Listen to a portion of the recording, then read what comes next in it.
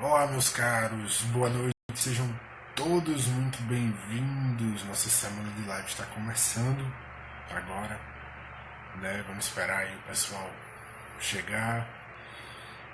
Hoje, uma convidada hiper especial, né? Minha amiga Renata, que é psicóloga também de Caruaru, né? Então, eu vou começar esse projeto, né? Justamente como eu falei para vocês, para a gente passar esse tempo de quarentena juntos, né? Trazer algumas questões aí que vão com certeza ajudar vocês aí nesse tempo, nos ajudar, né? Eu também estou de quarentena, né? Todos os meus atendimentos presenciais suspensos, apenas os atendimentos online, né? Então vamos esperar o pessoal chegar aí, todo mundo, né? Vocês vão poder fazer perguntas ao longo da live, tá? Vocês podem comentar aí e a gente vai fazendo esse bate-bola. Vamos esperar a Renata entrar aqui, né? Assim que ela entrar, a gente começa esse bate-papo. Como é que vocês estão? Tudo certo por aí? Como é que tá sendo esse. Como é que foi essa primeira semana de quarentena aí? Pegou todo mundo de surpresa, né? E agora estamos nessa todo mundo junto. Como é que vocês estão? Fala aí pra mim. Eu vou falar também com vocês sobre essas questões, né? Algo que está acontecendo no mundo todo, né? As coisas vão apertando aos poucos. Fala, Vitor. Oi, Nicolas. Tudo certo com vocês aí? Vocês estão me vendo bem? Estão me ouvindo bem? Tá tudo bem por aí? Deixa eu ver se eu consigo falar com a Renata aqui.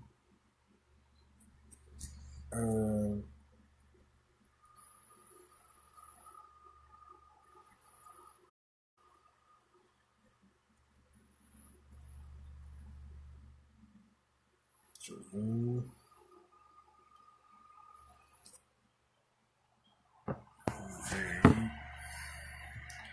Beleza, Vitor. Obrigado aí por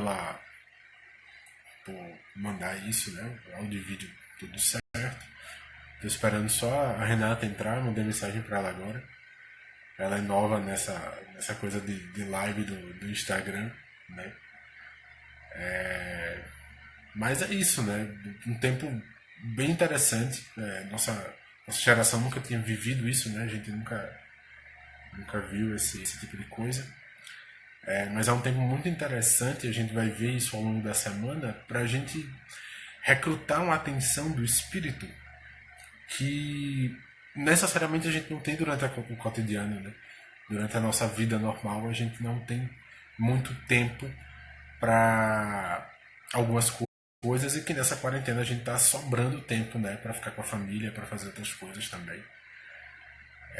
Então, deixa eu esperar a Renata aqui. Acho que não sei se teve algum problema com ela. Mas, enfim, vamos começando. Quando a Renata chegar, a gente coloca ela na conversa também, né? Já mandei mensagem para ela tá online, inclusive. Ela viu. Daqui a pouco ela chega aí na nossa live, né? Então, vejam só. A gente sabe que todo esse momento que a gente está vivendo não é um momento comum, né? Um momento que a gente vive todo dia. Pelo contrário, é uma coisa completamente incomum, onde talvez a gente jamais imaginasse que precisaria passar por isso em algum momento. Mas a realidade é isso mesmo, ela se impõe, né? A realidade, ela é. Tem coisas que são, né? Simplesmente são. A realidade é uma dessas coisas. Ela simplesmente se impõe. E nesses momentos é muito engraçado porque eu vi um movimento, tanto nos meus clientes, essa última semana agora, todos os atendimentos, sem exceção, foram sobre o coronavírus, foram sobre a quarentena, sobre tudo isso que estava acontecendo, essa pandemia mundial, né, esse desespero, essa histeria muitas vezes, mas essa preocupação é séria também, né, com tudo isso. Então a gente começou a entender ao longo dessa semana que existem coisas mais importantes na nossa vida, existe uma hierarquia de valores na nossa vida, no final das contas, que ela fica coberta pelo nosso cotidiano, ela fica coberta pela nossa desatenção ou a nossa atenção a outras coisas. A gente prioriza outras coisas no cotidiano, né? E que na terapia, por exemplo, isso é o assunto que a gente vai discutir hoje, é essa terapia em tempos de crise, né? É a gente entender que na terapia é o momento da gente parar um pouquinho, né? Tirar aquela 1 horinha por semana, 1 hora e meia, e parar para pensar sobre a vida, organizar a nossa vida, entender aquilo que é importante para a gente, entender aquilo que de fato faz sentido ou deixa de fazer sentido na nossa vida, né? No final das contas. Então, nesse momento de quarentena, a coisa que eu mais vi foi muitas pessoas perguntando: e agora o que é que vai ser, né? O que é que vai ser de mim? O que é que vai ser do meu trabalho? O que é que vai ser da minha vida? Como é que eu vou lidar com tudo isso? E a gente foi forçado, no final das contas, a olhar para dois lugares ao mesmo tempo. A olhar para dentro, né? Olhar para nós mesmos e cuidar daquilo que realmente importa, realmente interessa, quando a gente dá essa pausa brusca, a gente acaba entendendo que no meio da nossa correria muita coisa se perde, né? E a gente também é obrigado a olhar para fora, olhar para os outros, né? Não só para que a gente não seja um vetor de transmissão do vírus, mas de olhar com cuidado, olhar com carinho, né? Um olhar para as pessoas próximas da gente. É aquela. Eu vi uma piada essa semana no Twitter que é na quarentena de repente eu descobri que tem uma família. Né? Um amigo meu, inclusive, fez uma piada dizendo que descobriu que tinha uma mulher em casa. Né? Mas é de fato isso, a gente redescobrir as pessoas que estão próximas. Né? Muitas vezes no nosso dia a dia, por a gente trabalhar muito ou por outras coisas também, a gente acaba perdendo aquilo que é essencial na vida. A gente acaba perdendo aquilo que realmente é importante, aquilo que realmente estrutura e dá sentido à nossa vida.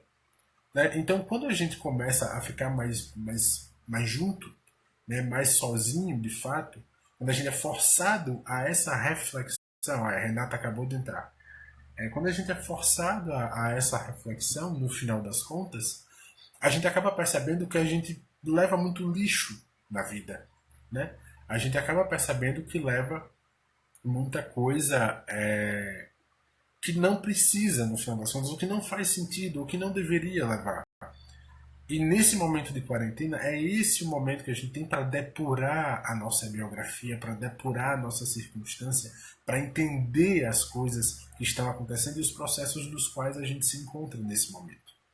Né? Então, chega um momento da vida, e esse talvez seja um momento para a nossa geração, onde a gente entende de fato o sentido da palavra crise. Né? Se a gente for pegar a palavra crise no seu radical, ela significa decisão. Né? A crise é sempre um momento de decisão. E quando se fala em decisão, é de fato escolher algo, tomar um caminho, certo? E não escolher outros. Né? E não escolher outros caminhos, e não tomar outros caminhos. Então, o momento de decisão é justamente isto, no final das contas. Então, quando a gente chega a esse momento de quarentena, a gente chega num momento onde tem um monte de coisa acontecendo no mundo, né? A Renata vai entrar agora. No momento onde tem muita coisa acontecendo e de repente tudo para. Oi, Renata. Agora sim. Olá. Olá. Olá, amigo. Oi, amiga. Tudo bem? Olá, pessoal. Eu tive um probleminha com conexão, mas já resolvi. Normal, normal. Super normal as coisas aqui. Como é que você tá, Renata? Tá tudo bem por aí? Tá tudo bem. Inclusive, eu já estava escutando o que você estava dizendo. Pode continuar, não pare. Então, como eu estava falando, a gente chega no momento e a gente é forçado a. E muitas pessoas, elas não conseguiram parar. Seja porque a mente continua falando coisa, porque ela e tem muita coisa acontecendo e ela vai no fluxo, ou porque simplesmente ela não conseguiu, ela nunca teve esse momento de parada. Eu conheço pessoas que jamais, né? Pessoas que chegam para mim exato trabalho, da vida, e tudo que sabe? Então, eu acho que Renata está tendo retorno no coisa. Se tu tiver o fone de ouvido, Momento. vamos esperar.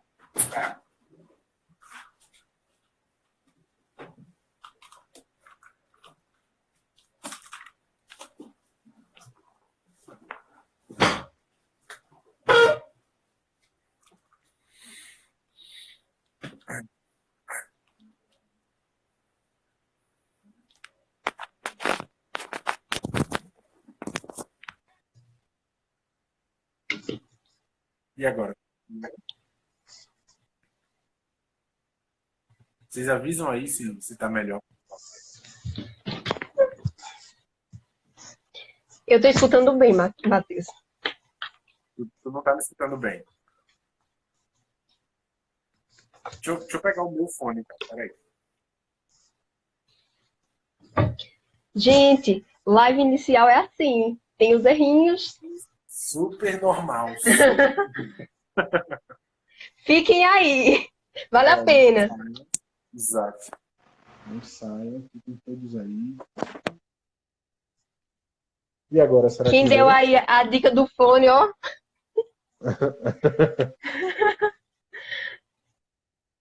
E agora vai. Tirar isso daqui. Pronto. Melhorou? Agora sim, né? E aí, pessoal?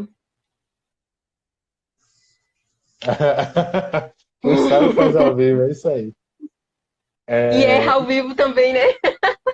Justamente, a gente erra e acerta. Mas o legal é isso, né? É realidade, é isso mesmo, a vida é isso mesmo, é improviso de vez em quando. Então, voltando, tem pessoas que nunca pararam e a gente se vê forçado a parar nesse momento.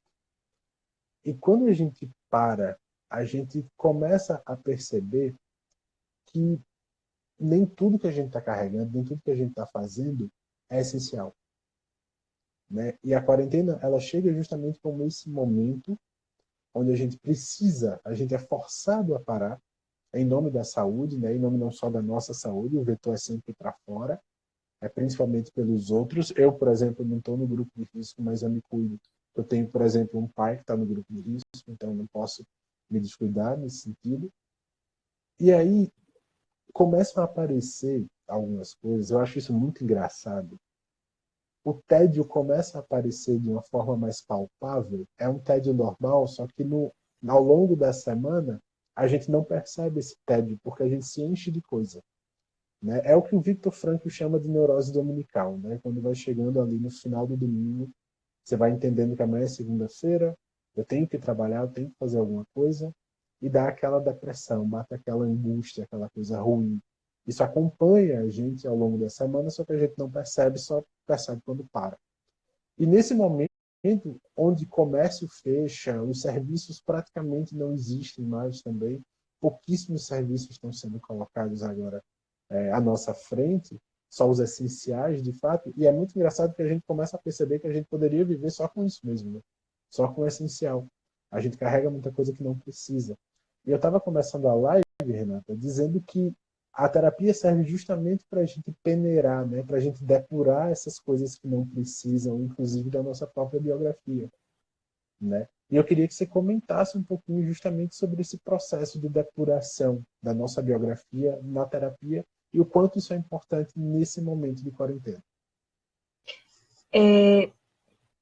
Acontece que quando a pessoa decide fazer terapia, ela já está num momento de bifurcação. Ela já encontra numa crise, a terapia começa no momento que você acha que tem que ir para a terapia.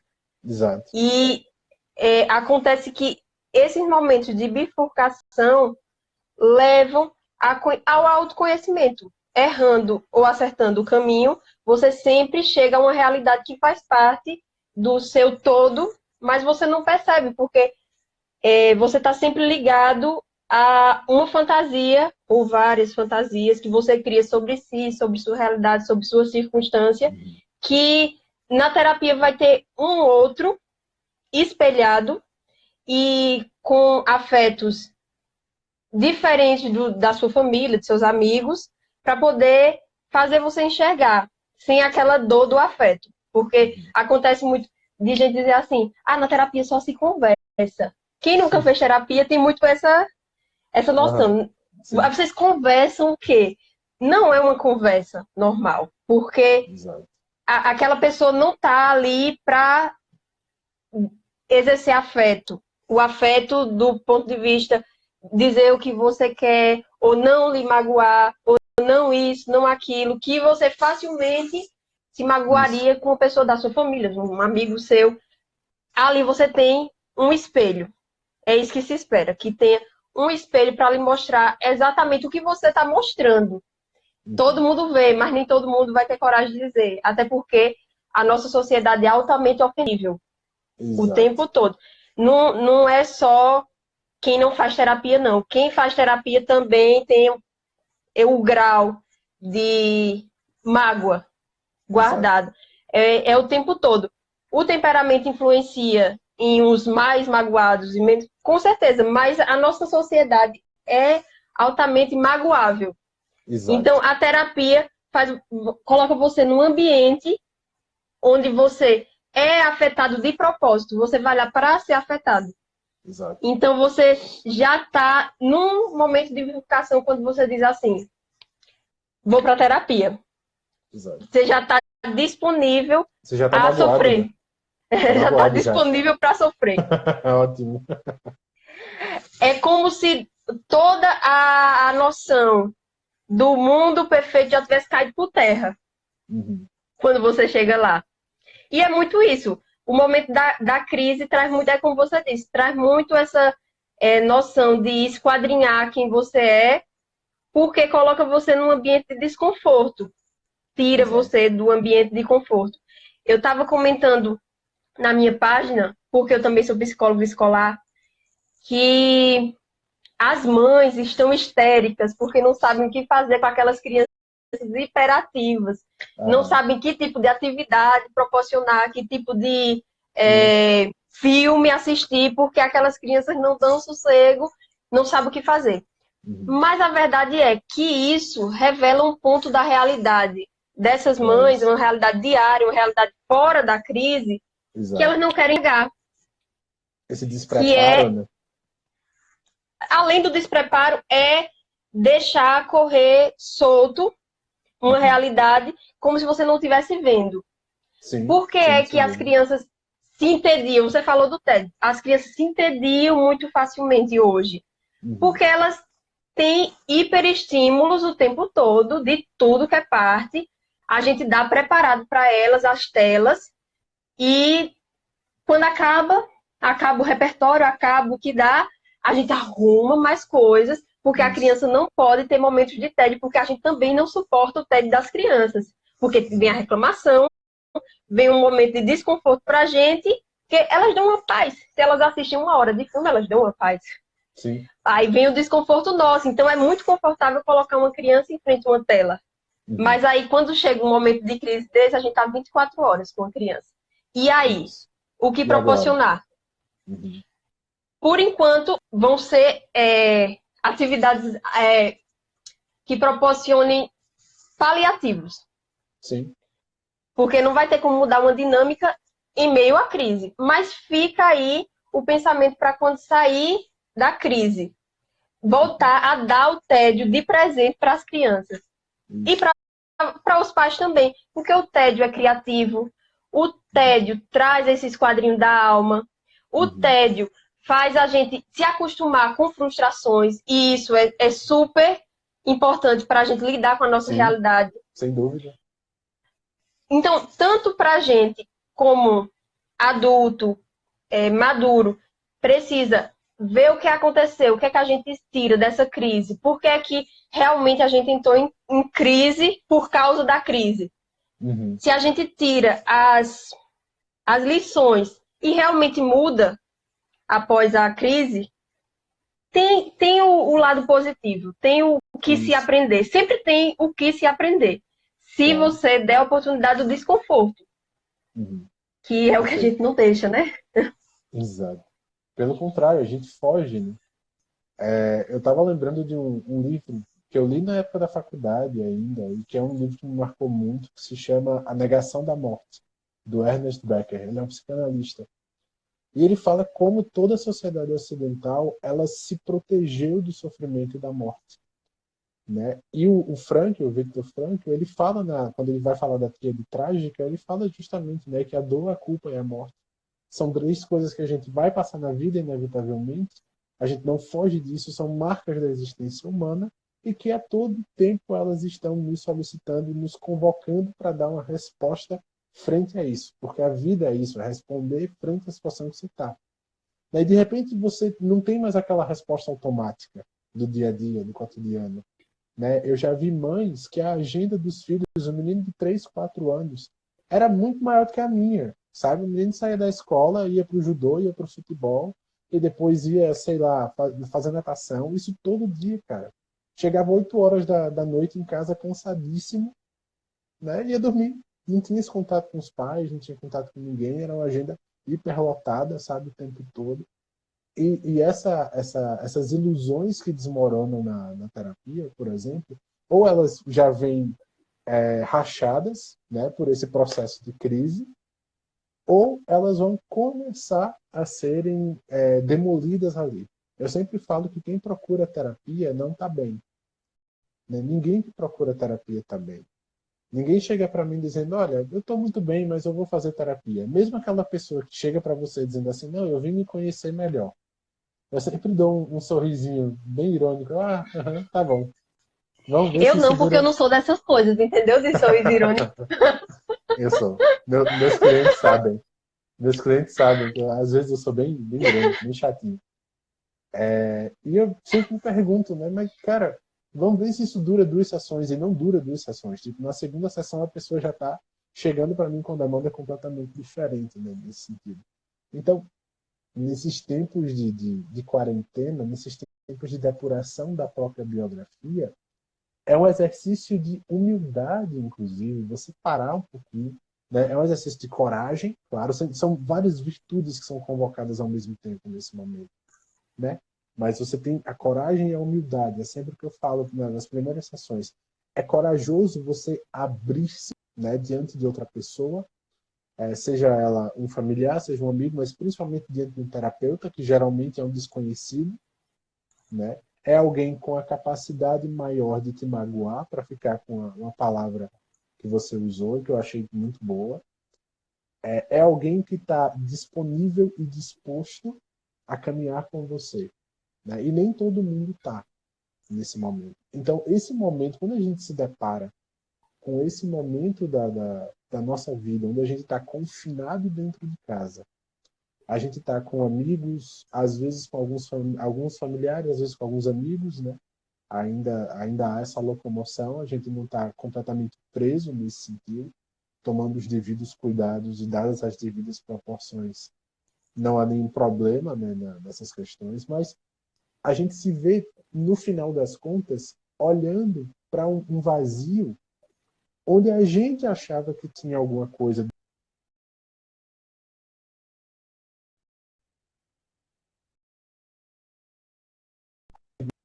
Faz meses que a gente não liga para aquela tia, faz anos que a gente não conversa com aquele amigo.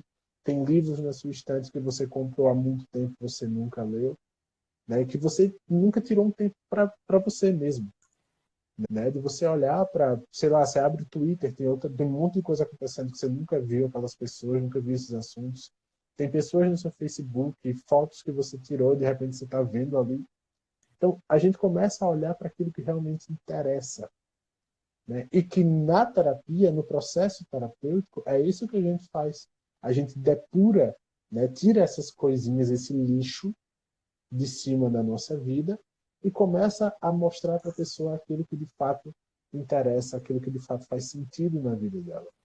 Né? E acho que é um momento também, além dessa questão da depuração, onde a gente precisa entender que a gente está, nesse momento, precisando uns dos outros. Não é uma opção cuidar ou não cuidar das pessoas. Não é mais uma opção, é um imperativo. Né? E nesses momentos é que a gente começa a perceber quem, de fato, se preocupa comigo e com quem de fato eu me preocupo. Né? Então, eu posso dizer que no meio disso tudo, eu estou ocupado com algumas pessoas e preocupado também com outras. Né? Nesses momentos que vai ficando claro para mim, na minha biografia, quem são as pessoas que fazem parte da minha vida. Né? E muitas vezes é um processo muito doloroso, porque no nosso dia a dia a gente pensa, eita, fulano é muito importante, mas durante a quarentena fulano nunca mandou mensagem, ou você também nunca mandou mensagem para fulano. Então talvez ele não seja tão importante assim. Né? E como é que tu encara, Renata, esse processo da gente começar a perceber, a olhar, a abrir os olhos, né? É o olhar de pomba. Não sei se você já viu o Ítalo falando sobre isso. O olhar de pomba e o olhar de Não lembro. serpente. O olhar da pomba é aquele olhar altivo, né? A pomba sempre está com o peito para fora, sempre está aquela olhando de dentro para fora. O da serpente é aquele olhar que vê só mágoa, só dor, só coisa ruim, só rasteja por ali. Né? Mas eu queria que você comentasse um pouco justamente sobre esse olhar para as coisas mesmas, as mesmas coisas de todo dia. Você está ali no mesmo quarto todo dia, você está com as mesmas pessoas todo dia, mas agora você tem um olhar completamente novo. Talvez até um olhar mais limpo agora, mais depurado, porque tirou essas lentes do nosso dia a dia. Eu queria que tu comentasse um pouco sobre esse processo.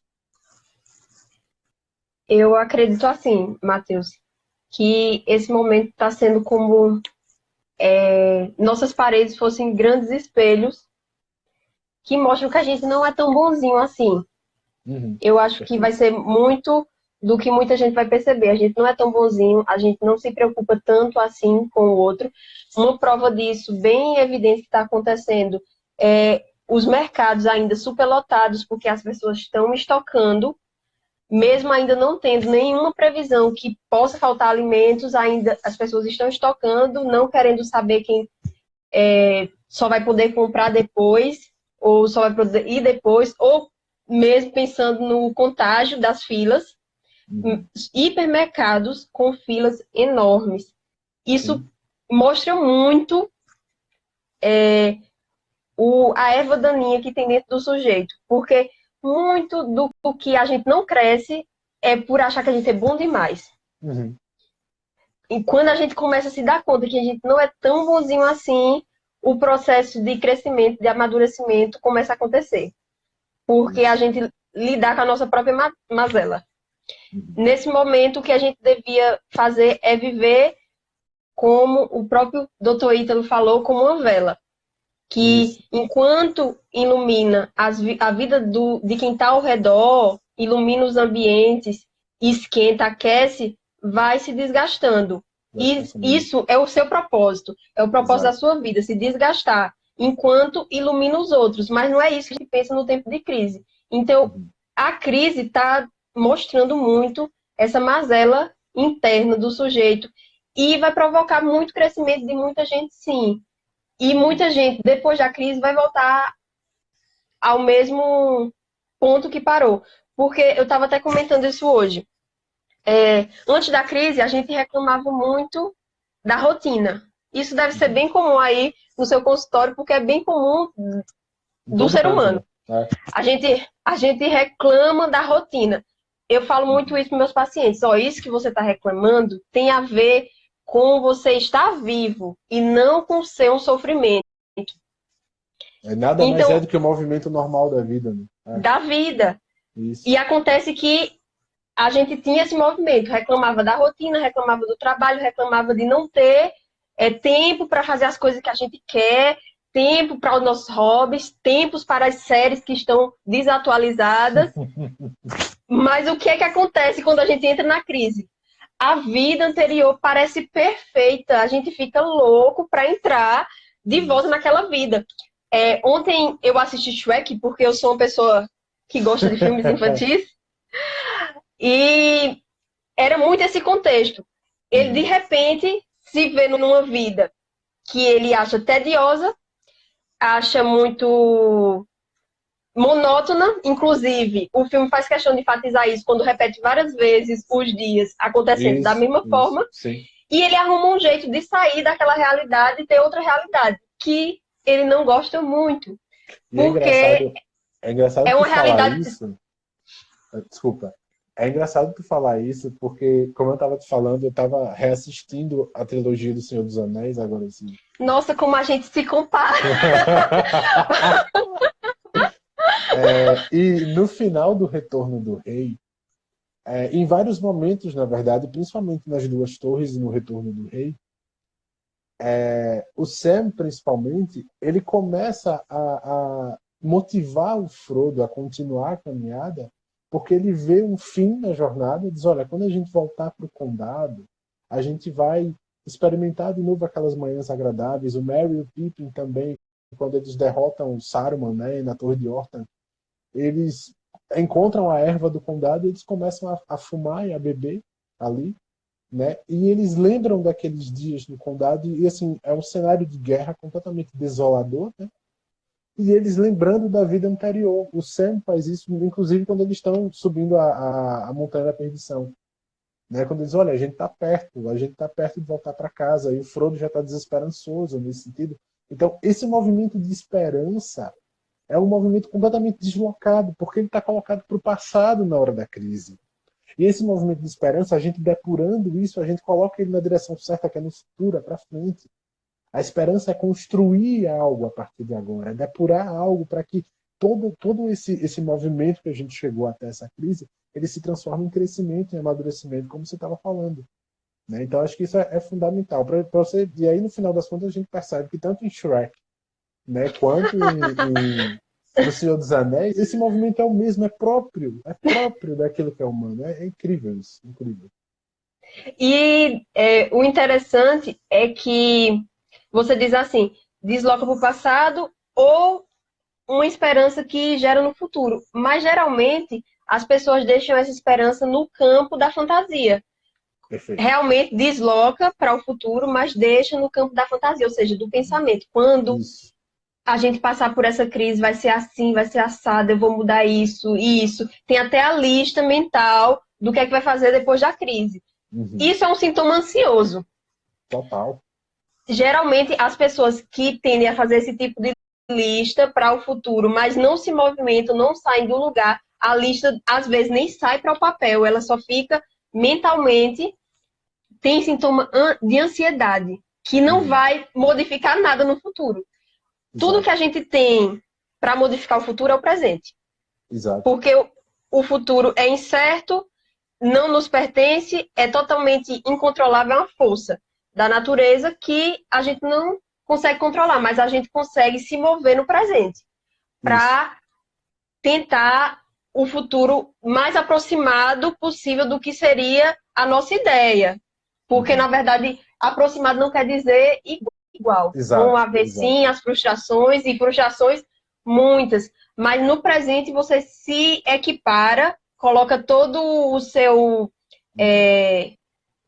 aparato para a guerra do que vai acontecer no futuro. Ou você se prepara no presente ou você não se prepara. Não tem essa preparação para o futuro. A esperança é futura, mas para mover você no presente. Exato, perfeito. Eu gosto de uma frase do Frank, acho que está no Psicoterapia e Sentido da Vida dele, que ele diz que o passado é como se fosse uma arca do tesouro, onde tudo aquilo que você é, tudo aquilo que você fez está lá. E você pode acessar isso a qualquer momento. Isso se chama biografia, isso faz parte da sua história. Então, tudo aquilo que você de fato é, tudo aquilo que você de fato realizou, está naquele baú no passado que você pode acessar a qualquer momento, no final das contas. Né? E quando ele fala isso, uma das coisas que eu mais gosto na logoterapia é que não há responsabilidade sem liberdade e vice-versa. Né? Tanto é que ele diz que é uma liberdade que não é contraposta pela responsabilidade, ela não tem esse contrapeso da responsabilidade, ela acaba se degenerando em uma libertinagem, no final das contas. Né? E aí o Franco ele vai dizer que liberdade não é fazer o que a gente quiser, como a gente imagina. Né? Isso é onipotência. Que coisa fantástica, velho. Eu acho isso maravilhoso. Liberdade não é fazer o que você quiser, isso é onipotência, como o Franco vai dizer. Liberdade é você escolher aquilo que você quer e colocar toda a sua alma nisso, fazer disso o seu projeto. Entende? Então, quando a gente está nesse momento ansioso de projetar as expectativas para o futuro, e agora, depois da crise, eu vou cuidar melhor do meu dinheiro, eu vou cuidar melhor da minha família, eu vou me cuidar melhor. Cara, você pode fazer tudo isso hoje. Sabe? A gente fica esperando um modelo ideal, né? A gente imagina aquele ideal e a gente imagina que só vai conseguir fazer quando aquilo tiver daquele jeito que a gente imagina. Nós, melancólicos, a gente adora fazer isso, né? A gente adora esperar as condições perfeitas para agir e não age nunca, no final O das contas. ponto perfeito, o dia perfeito. Exato. E o dia perfeito é hoje, né? O ponto perfeito é agora. É começar com o que você tem, sabe? Então, quando a gente entende esse movimento da esperança, né, que nasce do amor à própria realidade, de você não resmungar, sabe? Não ficar reclamando da própria realidade e ficar nessa mágoa, né? De meu Deus, tudo me acontece, só acontece isso comigo, ninguém me ama, ninguém me quer, né? Aquela coisa absurda que você sabe que na verdade você está só buscando um subterfúgio para não fazer determinadas escolhas. Quando a gente entende essa questão, a coisa muda de figura, sabe? Muda completamente o cenário. Eu acho que a internet da Renata caiu. Não sei. Renata, tá me ouvindo?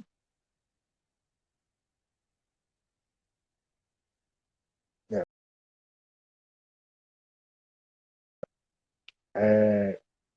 Então, quando a gente não entende esse movimento, né, do amadurecimento, da gente entender que, poxa, essa é a tua realidade, tu reclamar não vai fazer nada com relação a isso. Mas você tem as ferramentas necessárias para lidar com esse cenário na sua vida. Isso não é muito difícil de ver. Né? Então, imagina, por exemplo, você está na quarentena. Beleza, sai daí um profissional melhor, cara.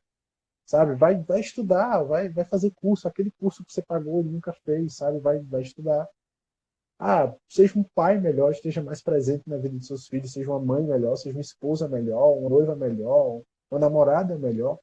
Sabe? Não tem aquele ponto perfeito, não depois da crise eu serei uma pessoa melhor. Não, isso não vai acontecer. Se você não começa agora, isso não vai acontecer.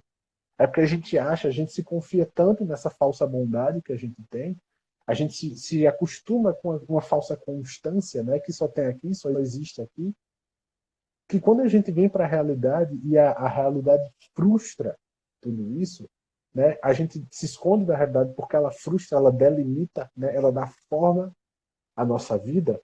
Aqui eu posso ser o que eu quiser, na rede social eu posso ser o que eu quiser, né, mas na realidade, não, eu não posso ser o que eu quiser. Eu não posso ser um violonista de orquestra que estaria em Londres nesse momento. Não, eu estou em Garanhuns, no interior de Pernambuco. Sabe? Então, eu preciso entender que tudo que eu preciso efetivamente para mudar a minha realidade, para ser aquela pessoa que eu desejo ser, uma pessoa mais bonita, uma pessoa fitness, uma pessoa rica, qualquer coisa, eu tenho esses atributos na minha vida, nesse momento, já de agora. Não há como escapar dessa realidade, ela é implacável, a realidade ela simplesmente se impõe no final das contas. Então, quando a gente entende essa questão, esse amadurecimento que há entre não reclamar, né, que começa a bater na nossa vida, a partir do momento que a gente assume a realidade como nossa, a situação como nossa, a coisa muda de figura. Né? E é muito interessante acompanhar esse processo na terapia. Eu estou ouvindo retorno, não sei de onde é. Deixa eu ver se é meu.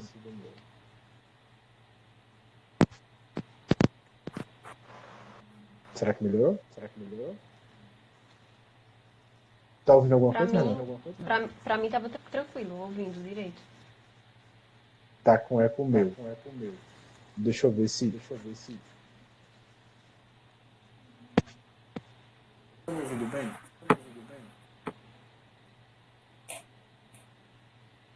Dá pra me ouvir melhor? Tá dando pra ouvir direito. Espero que sim.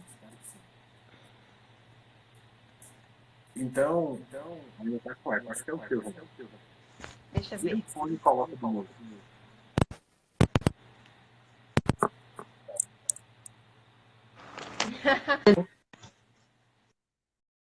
E aí, melhorou? E aí, pessoal? Ainda? Será que... Eu tô ouvindo normal aqui. Não sei vocês. Eu Mas o também eco, tô o eco escutando sumiu para normal. mim. O eco sumiu para mim aqui. Ah, agora sim. Agora sim, Deixa eu, beleza. deixa eu dar um oi para as pessoas. Então, oi, oi. Essa Amanda é minha noiva, tá, Renata? Essa Eu Amanda é minha sei, eu noiva. sei. Essa maravilhosa. Oi, Amanda, aguardando aquela visita. É isso aí. E eu tava comentando, Renata, como é interessante a gente acompanhar esse processo de amadurecimento na terapia, né? Como é interessante a gente acompanhar esse crescimento das pessoas na terapia, né? E como o nosso trabalho, mesmo em tempos de crise, mesmo não sendo um trabalho essencial, digamos assim, né? Não é como um médico, por exemplo, que tal nesse momento talvez seja muito mais essencial do que nós, mas é um trabalho que para muita gente nesse momento, se não tem, se não tem esse trabalho, a pessoa desmorona completamente. Sabe, se não tem esse suporte, se não tem uma pessoa ali dando o braço, estendendo o braço para caminhar junto com a pessoa, ela desmorona do mesmo jeito. Né? Tanto que alguns clientes meus, alguns suspenderam as sessões normalmente, né? Só quando passar essa coisa toda, mas alguns deles, ó, eu prefiro continuar online, quero continuar online, sabe? Porque a gente já vem num processo muito interessante, a gente está num ponto muito importante do processo, entre outros fatores também, né? E como acompanhar esse crescimento, ele bate também em nós, né? Ele chega para nós também, né? Ele acaba de alguma forma fazendo com que nós cresçamos junto com a pessoa. A gente aprende muita coisa nesse processo também, não só sobre outras pessoas, mas principalmente sobre nós, né? E já para a gente entrar na reta final da nossa live, eu queria que você comentasse um pouquinho justamente sobre esse acompanhamento, né? Como é para você esse acompanhamento? Como é que se sente tudo isso? É, do ponto de vista do paciente, né? É muito interessante, porque eles às vezes se assustam com as coisas que a gente lembra. A Uhum. gente tá, É verdade. é, a gente tá num movimento diferente do movimento natural que o ser humano criou, que é de não prestar atenção no que o outro tá dizendo. Isso Exato. é tão sintomático da nossa sociedade que os psicólogos parece que estão emergindo do nada, de tantos que estão aparecendo Uhum. e tanta demanda, porque as pessoas não Isso. escutam mais o que os outros falam. Tente se colocar nessa situação. Quando você está conversando com alguém, você passa mais tempo pensando na resposta que você vai dar do que necessariamente o que aquela pessoa está dizendo. E esse não é o movimento da terapia, esse não é o movimento do terapeuta, de ficar pensando, confabulando a resposta que ele vai dar para a pessoa. Ele está ali para a pessoa. Aquele tempo é para a pessoa, aquele espaço é da pessoa. Então a pessoa é que vai se externar naquele lugar e não você. Você está no outro núcleo e o Isso. núcleo que leva o seu lá dentro é o núcleo instrumental, que não quer dizer que você é uma pessoa neutra. Não existe esse terapeuta neutro. Isso aí é uma falácia, porque se eu sou pessoa, a minha pessoa vai afetar a sua pessoa, e é nisso que se constitui também a terapia, na personalidade do terapeuta. Tanto que a gente se dá com um terapeuta e não se dá com outro terapeuta. Tem a história Isso. da transferência positiva ou transferência negativa com cada uma pessoa, porque o terapeuta é pessoa. E você vai Uhum. encontrar, é um encontro com aquela pessoa. Mas é um encontro com uma pessoa que está ali disposta a ouvir você. Mas do ponto de vista do terapeuta, eu acho um trabalho delicioso escutar as Uhum. pessoas, ver a gradação na história, ver o progresso, ver os buracos que a pessoa cai e se levanta e Uhum. diz: Eu vi aquele buraco, realmente, eu tropecei em vários buracos pelo caminho, mas esse foi o primeiro que eu percebi que eu caí. Uhum. Isso é um processo muito interessante, muito gostoso de participar da Sim. vida da pessoa, mesmo que não seja uma participação como amigo, como familiar, é uma participação, digamos, que se guarda numa caixinha, como Caligares diz. Quando a pessoa não é mais necessária, quando o terapeuta não é mais necessário, vai ser como um remédio que vai jogar É o dentro de nosso uma trabalho. gaveta até se É vencer, entendeu? nosso trabalho é se tornar desnecessário na vida da pessoa. Eu sempre digo isso. Eu sempre digo em primeira sessão, não quero você aqui para sempre. Sim, Meu prazer é dar alta para o paciente. é Uma maravilhoso. alta progressiva, mais uma alta. Quando o paciente realmente precisar voltar, volta, eu vou receber de braços abertos, porque realmente há um vínculo terapêutico, há um vínculo que acontece porque são duas pessoas ali se encontrando. Mas eu acho maravilhoso. Esse trabalho é lindo, é maravilhoso, é gostoso. Às vezes se torna desnecessário, mas quando se torna desnecessário, aí é que a gente acha bom mesmo, porque tá vendo que tá funcionando.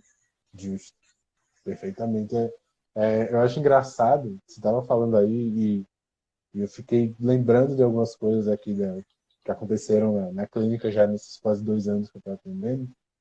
E é muito curioso como chega um momento da relação onde você conhece tanto da outra pessoa, você já se doou tanto também ouvindo a pessoa, ela já se doou tanto para você, que alguns confundem com amizade, normal que isso aconteça, né? Principalmente pela nossa disposição, né? Essa disposição de amigo, de amizade, mas naquele sentido do Santo Tomás de Aquino, né? De amar as mesmas coisas e rejeitar as mesmas coisas, né? E chega um momento onde isso está tão claro que, cara, a pessoa senta na sua frente ali e já começa a rir, olha, você não vai acreditar no que eu fiz, sabe? E começa, ganha uma leveza aparente, pelo menos, porque não é uma leveza que tá tudo leve, a gente vai falar superficialidade, não.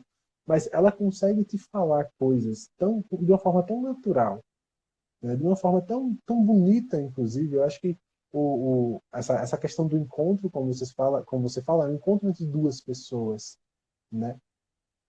Quando a gente finalmente encontra o núcleo da outra pessoa, quando a gente consegue acessar esse núcleo da outra pessoa, e ela consegue entender que há verdade nesse acesso, não só dela, mas nossa, porque os dois estão ali no final das contas, a coisa muda de figura, sabe? Eu sempre digo que a terapia começa, como você falou, quando a pessoa sente que precisa, né?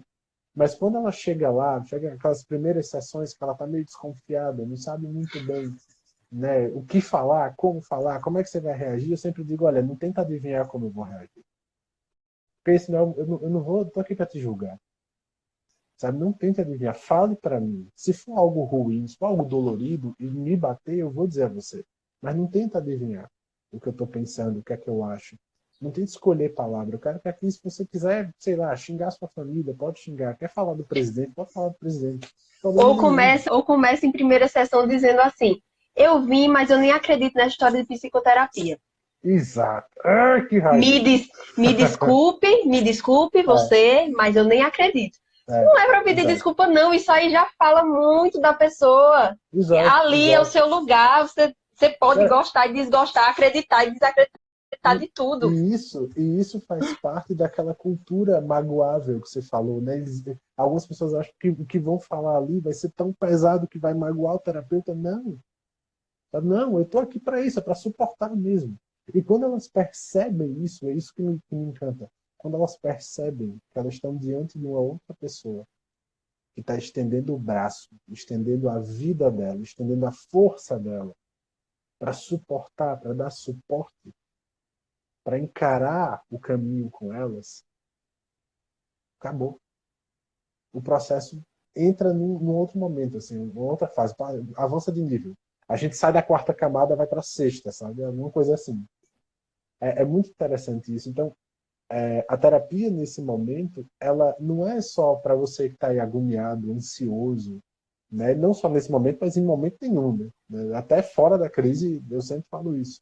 Não é só para quem tem qualquer tipo de problema, mas é para aquela pessoa que quer, por exemplo, fortalecer algumas coisas, quer entender melhor a sua circunstância, você quer crescer, você quer amadurecer, quer, sei lá, amadurecer sua personalidade, que é o de mais precioso que a gente tem, né? Então, é para isso que serve, no final das contas, a terapia. Então, acho importante, cada vez mais, que nós, psicólogos, a gente se posicione, seja no Instagram, seja em outras redes sociais, mas no nosso trabalho, principalmente, para esclarecer certas coisas. A gente tem uma demanda imensa, como você falou, sabe? Tem espaço para todo mundo, tem demanda para todo mundo. Eu mal vejo meus clientes aqui na cidade. Eu nunca, acho que eu encontrei uma vez uma cliente minha na rua, sabe, no centro da cidade.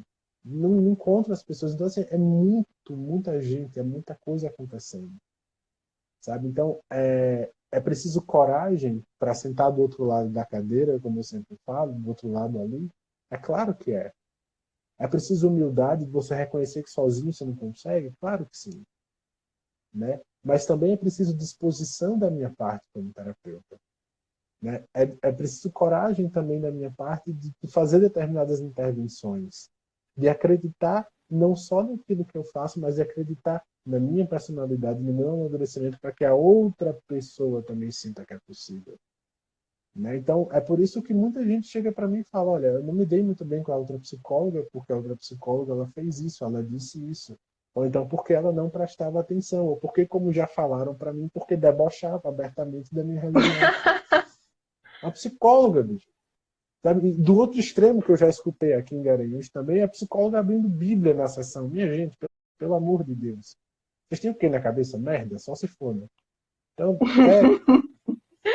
é uma coisa que quando a gente começa a caminhar com as pessoas na terapia, é de fato delicioso, é uma coisa maravilhosa, assim.